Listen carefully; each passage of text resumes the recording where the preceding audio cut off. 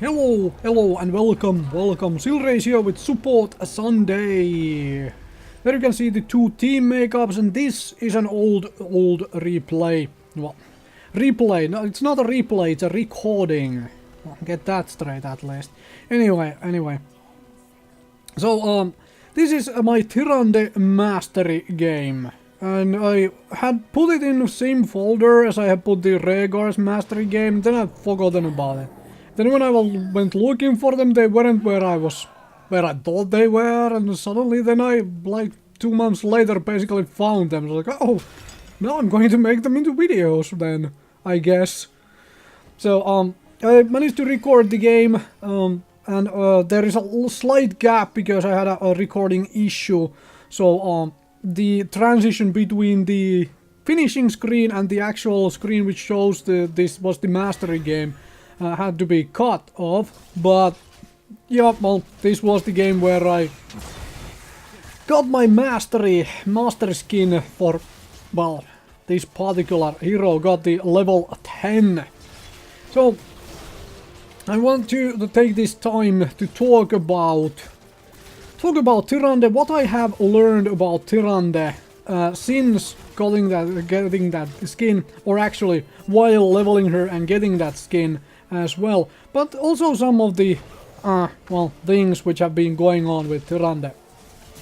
So I have really enjoyed Tyrande but in this game. It's like, even from her outset, even when she came out the first and, well, had the same issues as Tassadar, like classified as a support, but unable to heal to the extent other heroes which were classified as support could do. For example, Malfurion, which is there on the enemy team, or things like Uther and what have you. Yeah, those things were simply much better healers.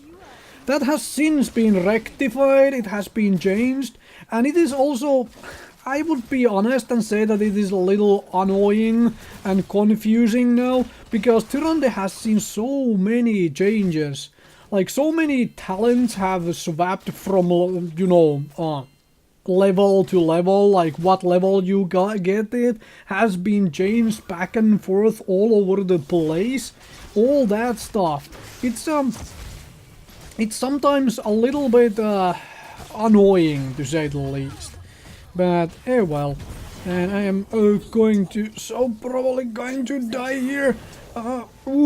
Dodge! And then Moradin walked into the tower and still managed to kill me. Because I did the noob mistake there. Newbie mistake is to fire an ability when you are running away. Instead of keep running. When you fire an ability, you stop moving. That means somebody else who is still moving will catch up to you. So when you're being chased and you need to get away, and if you do not have an escape move to use, which Tyrande does not, then do not use abilities, simply keep on moving. Now, Tyrande at this point in time back then still had that issue of where her ultimate, one of her heroic abilities, Shadow Stalk, which has now been turned into a heal, back at this time it was still an ability which simply stealthed your team and revealed the enemy team. Now it stealths your team and heals your team instead. It is really good now for healing. And not so good for finding Abathur and being able to snipe Abathur across the map with that owl, which I keep shooting across the map there all the time. Because that is still the forte of Tyrande, vision. Those owls give so much vision. It is not even funny. They give so much vision, so much map control. Well, not really map control, but so much vision, you can see so much. And yes, please come for me. I'm all over that. And I can owl this Illidan and just show that, okay, he's still hiding in the bush. And then I go back here to try to soak, right? And then I can, in a couple seconds, I'll, again, like right across the middle of the map, show off where all the enemies are hiding. Once again, like this. And this is the forte of Tyrande. Right? Anyway. Quickly talking about the ability. So Tyrande's trait is a hunter's mark, which has also been seeing some changes over time, which funnily enough, like all of her abilities have basically been changed. Stun duration has been changed on Lunar Flare, and all that stuff. So her trait is a hunter's mark, which increases damage done to the target it is casted on. So you have to remember to actually actively use it, unlike most heroes where talent is, or rather trait, is a passive thing. Then her first ability is a heal. It's just straight up simple heal, which is good, right? And so her second ability is the owl, with kind of a longish cooldown, but there are talents to help with that a little bit. But anyway, with kind of a longish cooldown, but it is such a good tool for seeing where all the enemies are. And third ability is the stun, which you guys saw me land there. Tyrande's stun is, let's say it takes a while to get used to, like you really need to play Tyrande a lot to be able to land stuns like that. And you have to really be good at predicting your enemies' movements. You really need to pay attention to the way enemies move during the laning phase to try to get a feel of, okay, how easily is this guy going backwards? Like, when he's coming towards me, do I have to always fire it behind him? Because I know he's going to try to disengage. You never know. You just never know. And that's why you need to start spending attention very early on enemy movements and keep track of it. However, that stun is extremely strong simply because it does not originate out of Tyrande. The way, for example, Arthur's root does.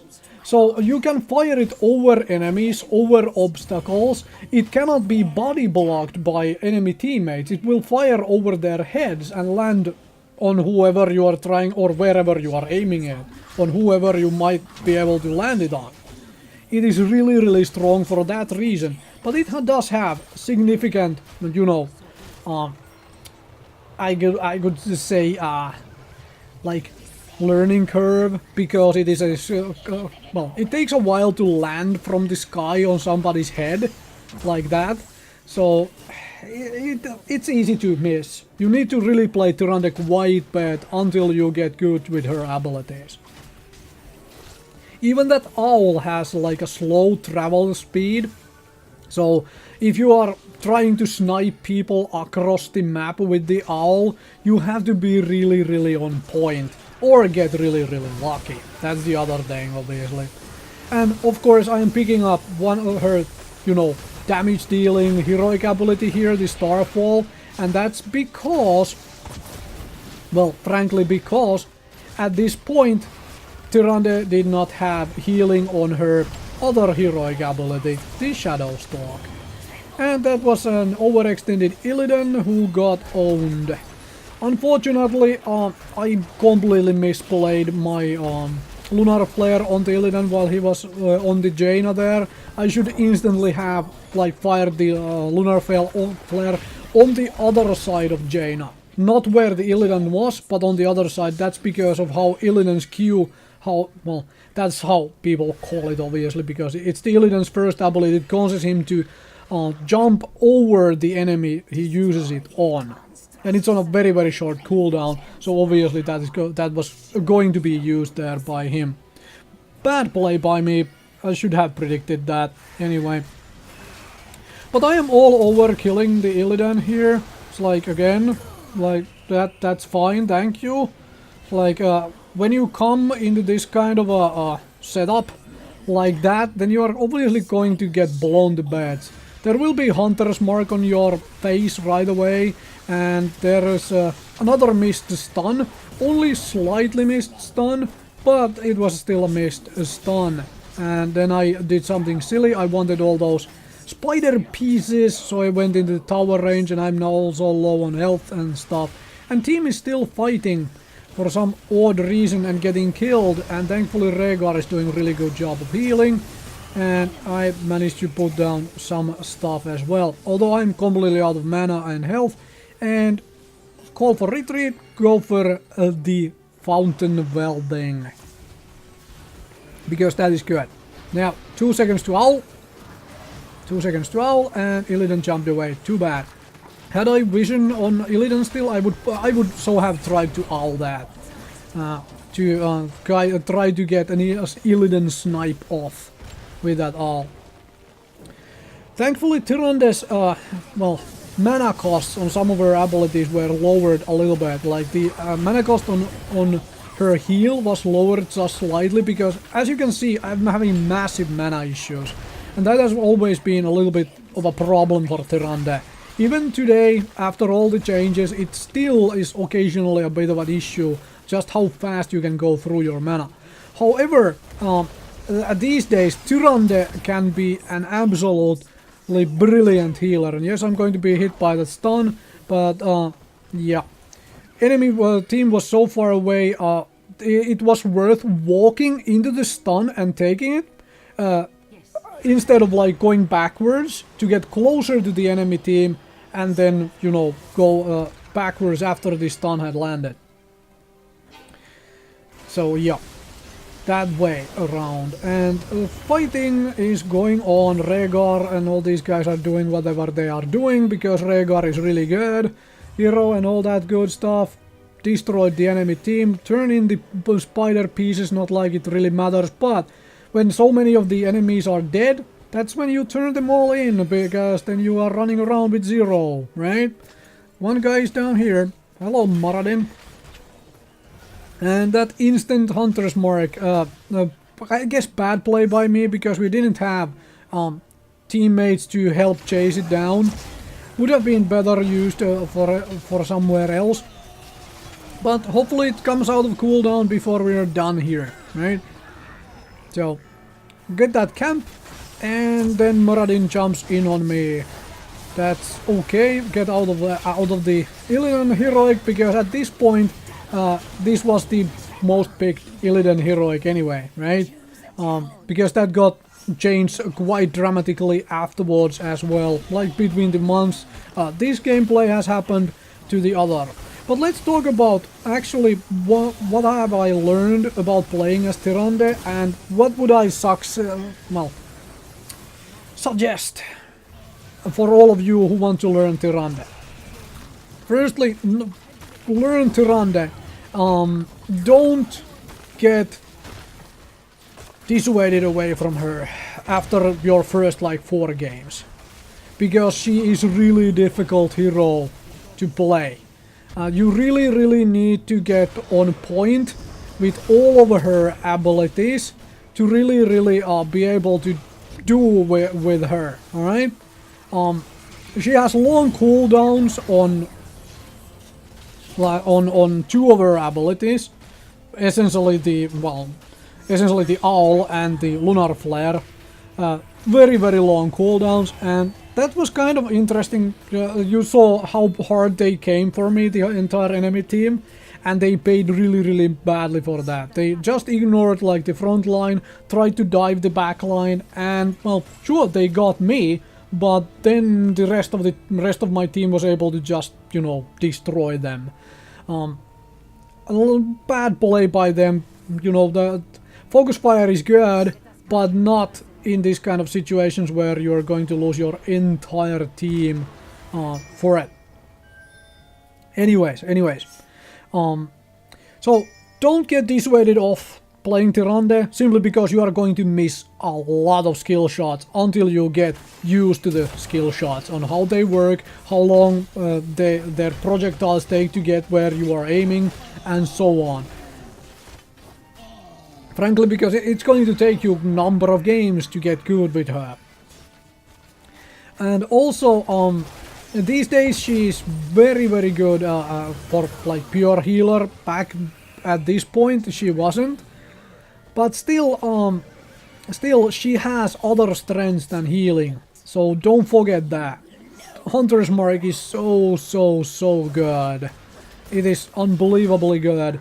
Owl is fantastic at, you know, being able to give vision across the entire map, see enemy movements, all that stuff. So good. So yeah, don't just, you know, even though you end up being the solo support of your team and you have to heal, do help your teammates out, but remember that you have abilities which allow you to do other things than heal. Alright? So yeah, those are very good abilities, very strong abilities. Another thing about Tyrande is you have to be very good at positioning. She does not have escape. As you have seen, I have gotten absolutely ganked a couple times here. Well, one of them was enemy team simply wanted me dead and they were willing to sacrifice their entire team to get me. And they got me because she does not have an escape. But that means she's kind of squishy and you kind of have to be careful when you have people diving in on you. So yeah, do be careful. Do be careful when you're playing with her, with your positioning. Positioning is quite key. Kind of like playing Sergeant Hammer, except Sergeant Hammer does have her, you know, thrusters and stuff. Tyrande does not. Tyrande does not. So yeah, that was a kind of predictable bait.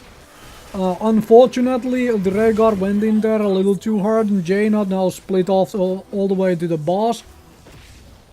So I'm obviously going to do the healer thing. I'm going to go try to save her, which was a really bad idea, really horrible idea. But it is something I occasionally do. Like, can I get away with it? Can I save this guy? Probably not. Nope. Okay. But still our Vala managed to get a kill because the Malfurion kept chasing after us. I mean, Malfurion kept chasing after us. Okay, once you have gotten past that point, and once we have gotten past that point, let's just move on.